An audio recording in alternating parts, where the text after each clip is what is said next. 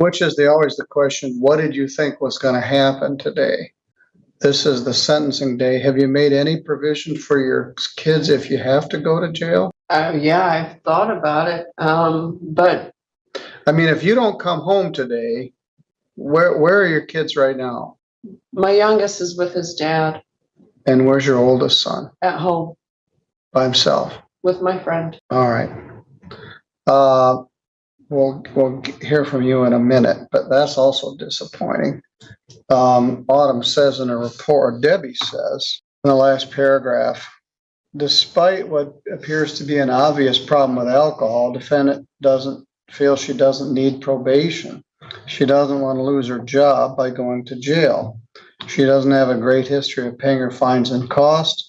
She's been threatened with hefty amounts of jail before, 90 days in Indiana, 90 days here. That didn't deter her from drinking and driving for the third time in the 4 years where she was caught. She said she needs to be there for her sons and wants to keep her one son in martial arts. She doesn't seem to grasp the impact that her consumption of alcohol is likely having on these children. Having kids is not a get out of jail free card. And if she doesn't want to put in the work to have sustained sobriety, she's going to end up hurting herself or her kids. Her exceedingly high BAC for each of her OUI incidents is trouble. Right away, the judge zeroes in on something critical: responsibility. Not just legal responsibility, but parental responsibility. When someone is facing possible jail time, courts expect planning, especially when children are involved. But here, the answers feel uncertain, almost improvised. That raises a serious concern. If she didn't prepare for this outcome, does that suggest she didn't fully accept the risk she was facing? And for you watching, what do you think matters more in a situation like this, intent or preparation? Incidents is troublesome, because in the courtroom, and preparation indicates she often is signals truly not having a accountability. period of sobriety as she's able to get her BAC into high ranges without blacking out or getting ill. So she's suspicious that you've been sober for all this time, but we'll take that as it is. In this matter, the defendant was driving while highly intoxicated on 4/8 of 23, where she observed by 2 Michigan State police troopers. He said there's never a cop there when you need one. You were doing this right in front of the troopers, who often take Fawn River Road. She veered off the road, nearly striking a tree before returning to the roadway just as it passed the troopers before 1 a.m. She did not perform well on the field sobriety test and refused to submit to a PBT. She refused to submit to a chemical test and asked what her specific response was, and she would submit. And her response was, "Fuck you." She wanted that quoted in the trooper's report. Defendant was obnoxious, rude, and despite having a warrant issued for her blood, she refused to cooperate with the medical staff. She repeatedly refused to cooperate and yanked her arm away while the needle was in her arm. Her blood alcohol came back at 0.235, which was approximately an hour and a half after she was observed driving. And again, shame on Applebee's from earlier today, letting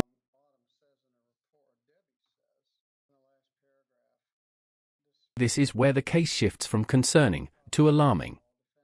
The judge highlights her extremely high blood alcohol levels across multiple incidents.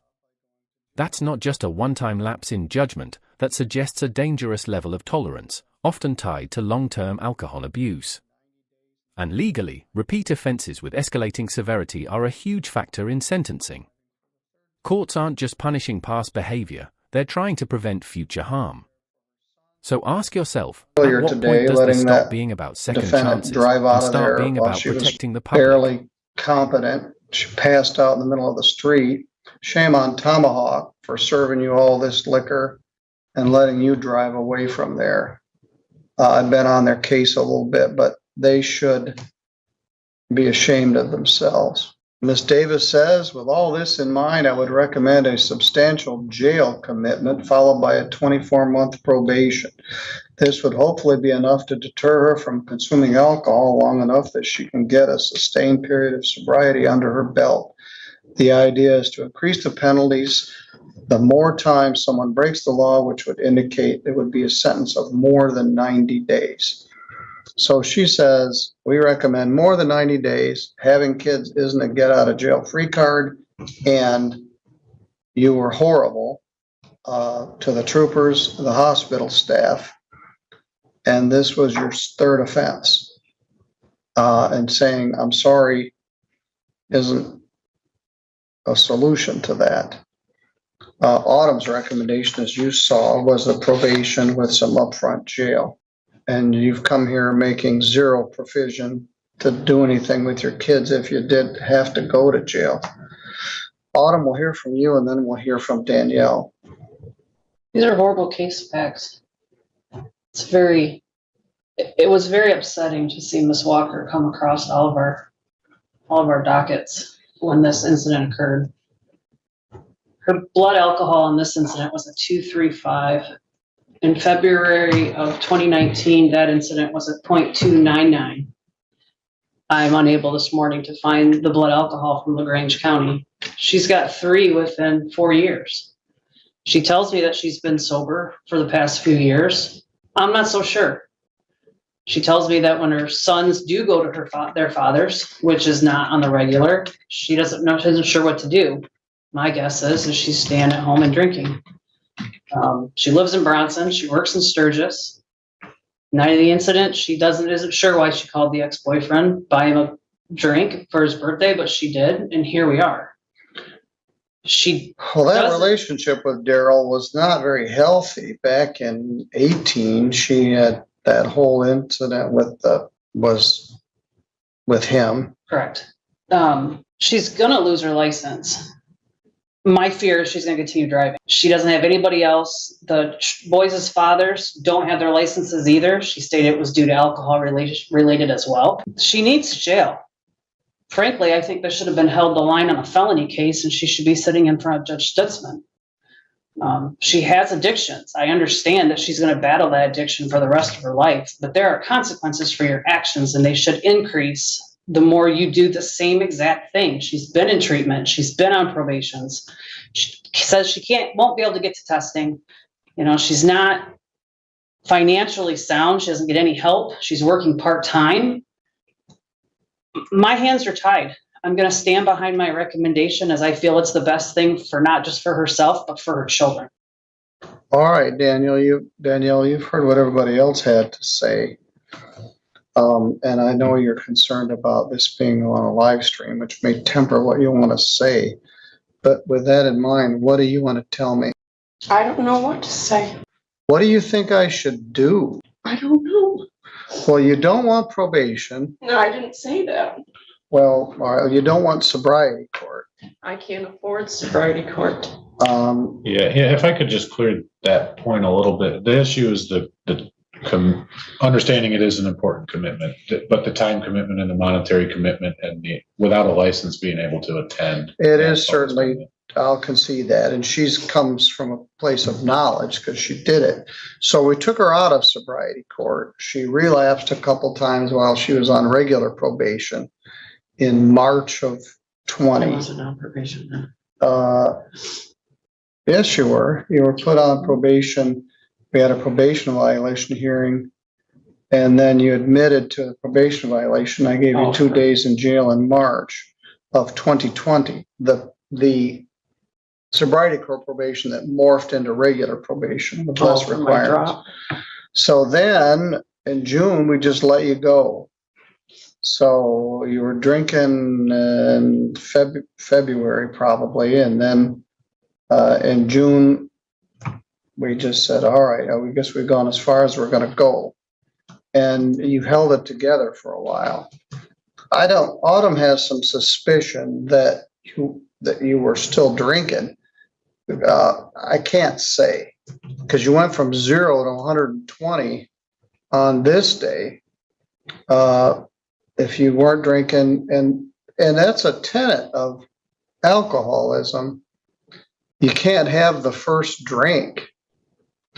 And I've told the story about some famous people, Elizabeth Vargas, Jeff Daniels, other people that are famous and struggle with alcohol, and they had the first drink, and that was right back to the bottom of the pit. They're both now in long-term recovery. But you went from, if it is this, you called Daryl up and you had a tumultuous relationship with him, and you went to the Tomahawk, and it was like you were in a time warp back to 2019 and doing all the self-destructive things that got you in trouble in the first place. And then they let you walk out of that bar. Where was he? Where was Daryl? I don't know. Because the same thing, the other lady has no memory of after No, certain drinks. it's because I don't drink. She was a .19 and she passed out in the middle of an intersection with the car in drive. But you were out there. All right. So we're unanimous. Nobody knows what to do here. Is there anything else you want to say? Sobriety court.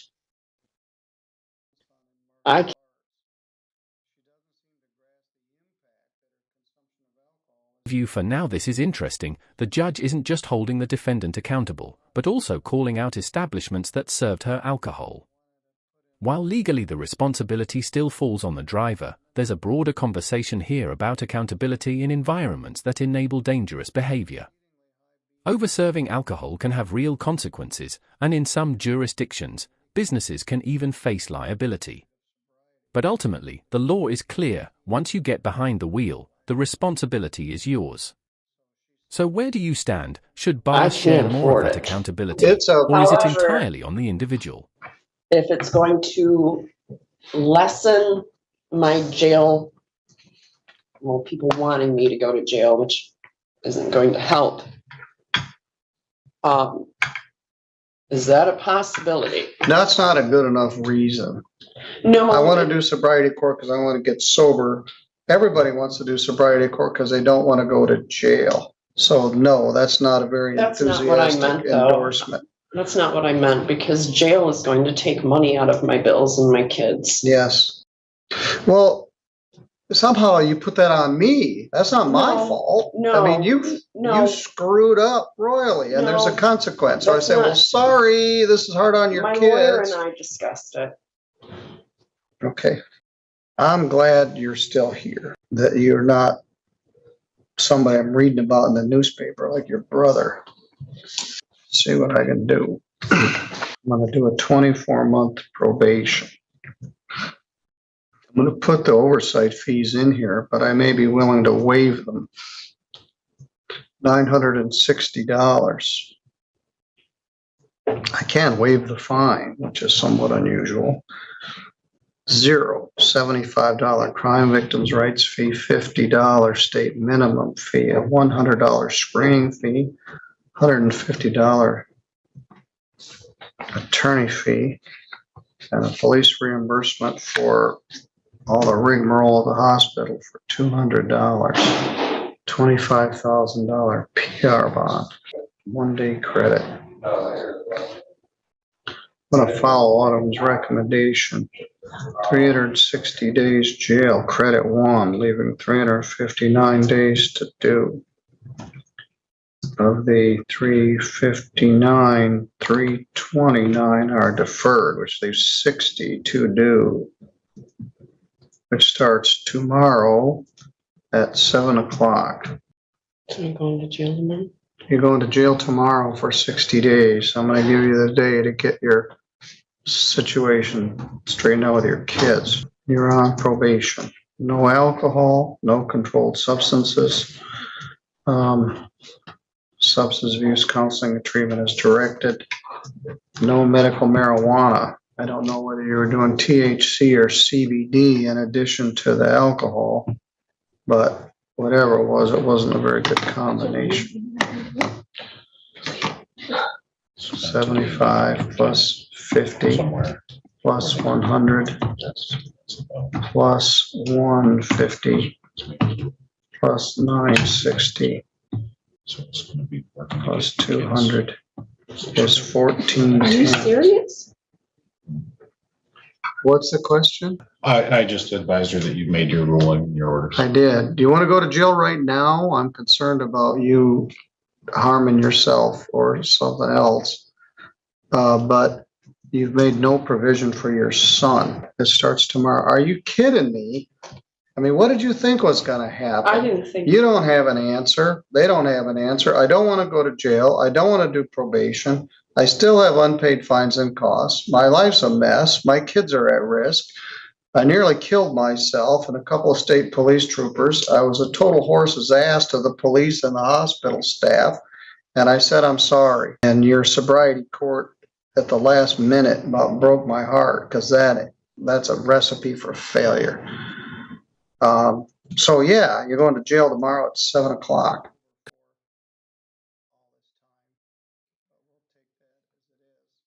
And here we reach the turning point, when options run out and reality sets in. The defendant brings up sobriety court, but the timing raises doubts. The judge makes it clear, rehabilitation programs aren't just about avoiding jail, they require genuine commitment. In the end, the court balances everything: the repeated offenses, the risk to public safety, the lack of preparation, and the late attempt at alternatives. The result? A structured sentence with jail time and probation aimed at forcing accountability and, hopefully, long-term change. This case is a powerful reminder that the justice system doesn't just react, it escalates consequences when patterns repeat. If you found this case as shocking as we did, make sure to hit that like button, share your thoughts in the comments, do you agree with the judge's decision, and don't forget to subscribe for more jaw-dropping courtroom breakdowns.